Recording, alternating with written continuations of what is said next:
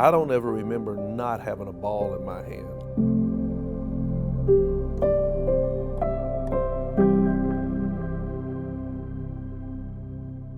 Baseball just, it just seemed like something that I've always had around me. All of us were here, man, and it was a great street to grow up on. Everybody knew everybody was friendly. Yeah, we just came out just to take a look at the house and just look at the neighborhood. Brings too many good memories here. I mean, we didn't have some of the nicer parks that they have now, so we would find a place that had a basketball goal or a field where we could play baseball, or in the fall we'd start playing football. We just were always playing. I think it was right here is where the ball field was. Yep, that's where it was. Oh my gosh, it's gone! Tennis courts on my baseball field? What's wrong with these people? Oh my goodness. This was home plate. This would be about where the dugout is. The fences were out there.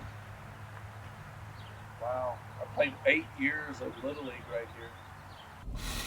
I can smell it. Bryan Station High School. We're getting into the...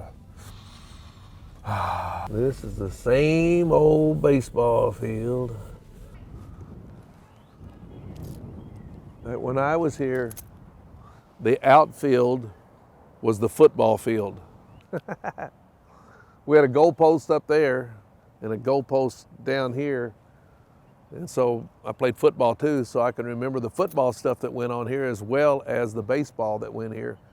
I can remember playing as a freshman on the high school team and not being very good. And I remember playing as a senior and sometimes not being very good. But I played with some of the best friends I have in this world. I got no scholarship offers coming out of high school. And then one day I get a phone call and it's Coach Hall. And he says, Doug, we'd like to talk to you about coming to the University of Kentucky and playing basketball. And I thought, all right, I'll play along. It's got to be one of my friends who's imitating Coach Hall or Coach Rupp, which all of my buddies did. So I said, Coach, I've been waiting for this phone call. I said, I just got off the phone with Coach Wooden at UCLA, and I kind of thought this call would be coming pretty soon. And I hung up the phone. And so the phone rings back in a few minutes, and I hear my dad say, hello. Yeah, Joe. He did what? I don't know. Yeah, we'll be home. They had 4 scholarship guys. They needed a point guard. They asked me if I'd come over and play basketball, and you talking about a fun year. And then I was on the baseball team. I didn't get to play very much because basically there were guys that were better than me. And it wasn't until after I went down to a junior college, thanks to Coach Hall, after I left the University of Kentucky. And if you look back, it gave me an opportunity to go down, relax, mature a little bit, and start finding out who I really was as a student, as a person, and as an athlete. Now collided in that Houston-San Francisco game with... Clean him up a little bit. He's concentrating and actually using more fastball. But that one is stroked into right center field for a base hit. Well, I'm sure that he has a little more peace of mind up here. It's kind of weird how I got to professional baseball, because if you had seen me play in college some or younger, you'd have said, there's a lot of guys that were a lot better than I was. And it's true. Some friends wake me up at 8 o'clock in the morning and said, we're going to go try out for the Cincinnati Reds. I went, sure, why not? The friends thought a whole lot more of my ability than I did. So we go to try out and they said, Doug, you go first. And I went, I don't have a glove or a pair of baseball shoes. So I got a pair of shorts on, a tank top. I think I probably had a headband. It was a lark. Scout comes over to me. His name was Chet Montgomery. He said, do you have a baseball uniform? Yes, sir. Could you get it? I'd like to see you in Frankfort, Kentucky in 2 weeks. So I go on Saturday. I do basically the same thing in a baseball uniform. Not a word is said to me. I go home 2 weeks later, get a phone call. Doug, this is Chet Montgomery. Could you come to Cincinnati and try out at Riverfront Stadium? Sure. I do the same routine that I've done before them. They don't say anything. 2 weeks go by, I get another phone call. They ask me if they can come down to Lexington. They want to watch me work out one more time. So I'm thinking, all right, I'm either so bad, they're filming this and they're showing it to their friends going, look at this clown, he really thinks he can play pro ball. Or there's something there that's kind of intriguing to them. and they want to see me one more time. As it turned out, it was something they saw. So a couple of scouts came here. They brought me on this field. We're here at Southland Park. And they said, we want to see you one more time. So they sent me out to shortstop, made me take some ground balls, and then they had a guy throw me a few that I hit.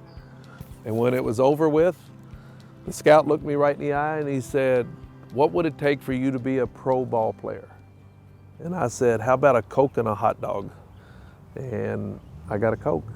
And then I got a chance to be a pro ball player, and 3 years later was in the major league. So, you know, hard to believe 11 years in the big leagues have gone. They went by fast too. You know, all of a sudden you realize at 35 or 36, I gotta go get a job. What am I gonna do? Ground ball down to shortstop, over to Flynn, and they get the double play, and wait a minute. They were gonna call it anyway as Pena undressed Doug Flynn at second. I tell you, good job that time by Estep, because he did not get a good feed from Ritter. Normally sure-handed shortstop just kind of lollipopped one over to him. He's waiting on it. He does a nice job of getting rid of it. That's close. They may take a look at this one.